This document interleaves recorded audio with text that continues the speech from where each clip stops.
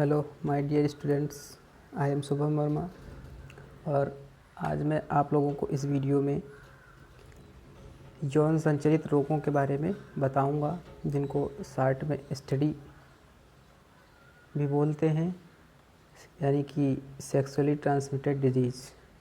तो आइए देखते हैं क्या होता है।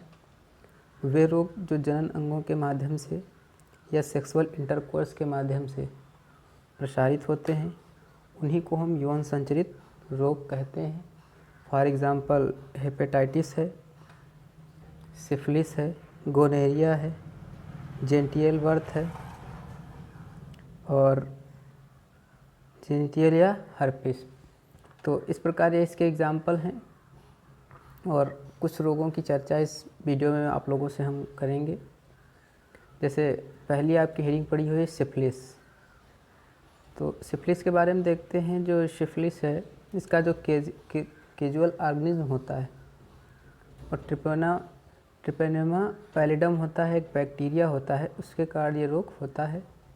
और जो यह रोग होता है वो एक व्यक्ति से दूसरे व्यक्ति में सेक्सुअल इंटरकोर्स के माध्यम से प्रसारित होता है। तो और इसके सिम्टम्स या लक्षण देखेंगे क्या होते हैं। तो जब सिफिलिस किसी में हो जाता है तो इस जीवाणु का संक्रमण जनन अंगों पर होता है और सेकेंड इसका जो पॉइंट है वो संक्रमण के 1 सप्ताह बाद बाह्य जनन अंग पर लाल रंग के स्पॉट उत्पन्न हो जाते हैं, लेकिन कुछ सप्ताह बाद वो समाप्त भी हो जाते हैं। फिर थर्ड देखेंगे, जो फीमेल होता है उसमें इसके संक्रमण से लाल रंग के धब्बे उत्पन्न होते हैं, लेकिन उनके 1 महीने बाद शरीर पर चकत्ते पड़ जाते हैं। तो ये तो इसके सिम्टम्स हो गए। अब इसका ट्रीटमेंट देखेंगे या उपचार जिसको बोलते हैं। तो इसके उपचार के लिए पेनिसिलिन औषधि का प्रयोग किया जाता है।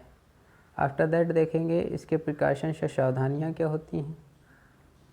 तो सबसे पहला तो है, कोई भी डिजीज़ हो तो शारीरिक स्वच्छता पर विशेष ध्यान देना चाहिए। दूसरा, सेक्सुअल इंटरकोर्स में सावधानी रखनी चाहिए और संक्रमण होने पर किसी अच्छे डॉक्टर से परामर्श लेना चाहिए। तो ये तो हो गया सिफिलिस के बारे में।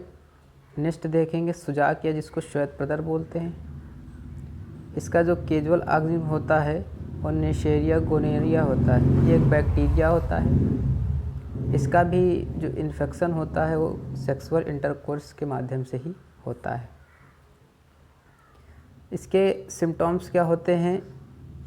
संक्रमण के बाद यूरेथ्रा में जलन व सूजन हो जाती है और अधिक संक्रमण होने पर इसका जो हमारी प्रोस्टेट ग्लैंड होती है या यूरिनरी ग्लैंड होती है उसमें संक्रमण हो जाता है।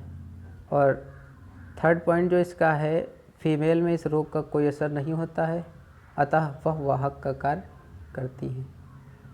फिर आफ्टर दैट देखेंगे ट्रीटमेंट। तो ट्रीटमेंट में इसके एंटीबायोटिक मेडिसिन का यूज़ करते हैं। तो इस प्रकार ये सुजाक या श्वेत प्रदर हो गया। थर्ड है जेनिटल हर्पिस। इसका जो कैजुअल ऑर्गेनिज्म होता है वो सिंप्लेक्स या हर्पिस वायरस होता है और इसका भी जो इन्फेक्शन है वो सेक्सुअल इंटरकोर्स ही है। इसके सिम्टम्स जो हमारे मेल एंड फीमेल दोनों होते हैं, उनके बाह्य जनन अंगों पर छाले पड़ जाते हैं। फिर इसका ट्रीटमेंट क्या है। इसका कोई भी निश्चित उपचार नहीं है। सावधानियों में दर्द निवारक दवाइयाँ और सेक्सुअल इंटरकोर्स में संयम रखना होगा। आफ्टर दैट देखते हैं हेपेटाइटिस। जो हेपेटाइटिस हमारा होता है इससे एकरस सीध भी कहते हैं। इस विषाणु के संक्रमण में या संक्रमण से यकृत की कोशिकाएं नष्ट हो जाती हैं। और जो हमारा हेपेटाइटिस होता है जो 3 प्रकार का होता है, ये मैंने मार्क कर रखा है, hepatitis A and hepatitis B and hepatitis C. तो जो हेपेटाइटिस बी होता है is a very dangerous disease. तो ये जो बी होता है हेपेटाइटिस, ये सबसे खतरनाक बीमारी होती है। इसका जो ट्रांसमिशन होता है या संक्रमण वो भी सेक्सुअल इंटरकोर्स या संक्रमित चिकित्सा या संक्रमित रुधिर के आधान से होता है। इसके सिम्टॉम्स क्या होते हैं? प्रारंभिक अवस्था में जो भी मनुष्य इस डिजीज़ का शिकार बना होगा उसमें हेडेक यानी कि चिंता, वीकनेस, कमजोरी और भूख की कमी महसूस होती है।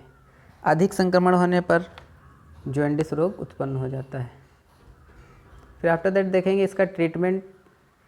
तो जो हेपेटाइटिस बी है इसके ट्रीटमेंट के लिए HBV वैक्सीन के 3 टीके लगते हैं। तो इस प्रकार ये तो हो गया रोगों के बारे में। अब देख लेते हैं कि जो यौन संचरित रोग होते हैं इनसे हम सुरक्षा कैसे पा सकते हैं, इनकी रोकथाम कैसे कर सकते हैं। तो पहला तो है असुरक्षित शारीरिक संबंध नहीं बनाने चाहिए, और दूसरा सेक्सुअल इंटरकोर्स के समय अवरोध विधियों का प्रयोग करना चाहिए, और औषधि व्यसन से बचाव रखना चाहिए, और ऑलवेज यूज स्टेरलाइज निडल यानी कि हमेशा हमें स्टेरलाइज निडल का यूज़ करना चाहिए। तो आई होप कि ये वीडियो आप लोगों की समझ में आ गया होगा। जिसको नोट्स तैयार करना है वो इससे नोट्स तैयार कर सकता है। थैंक्स।